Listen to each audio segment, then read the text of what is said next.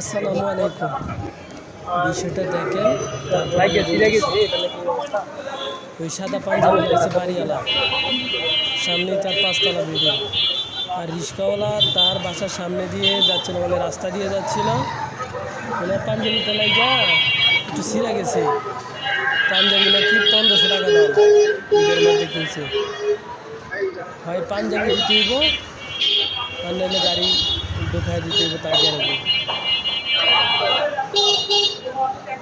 তাই অনেকক্ষণ যাবত এই ঘটনাটা একজন ভাই সুপারিশ করতে আসছিল, ওনাকেও এই মুরব্বী মারতে চাইছে। ওটা আমি ভিডিও করতে পারি নাই। চিন্তা করেন বিষয়টা, তুই একজন বাড়িওয়ালা, তুই রিক্সাওয়ালার কাছ থেকে একটা পাঞ্জাবি 1500 টাকা চাইতেছ। আরে ফকিন্নি, রিক্সাওয়ালার যদি এটা সামর্থ্য থাকতো তাইলে কি আর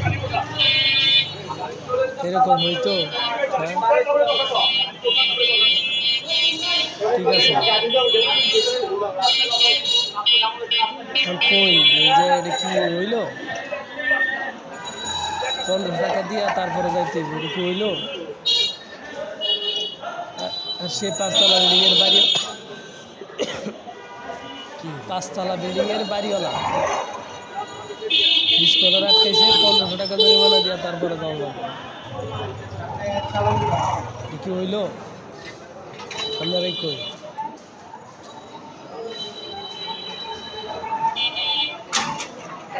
এক ভাই আসছিল, ওনারে পিটায়া ওনারেও মারতে চাইছি।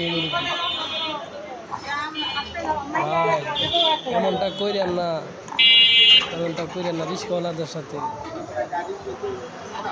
ঠিক আছে।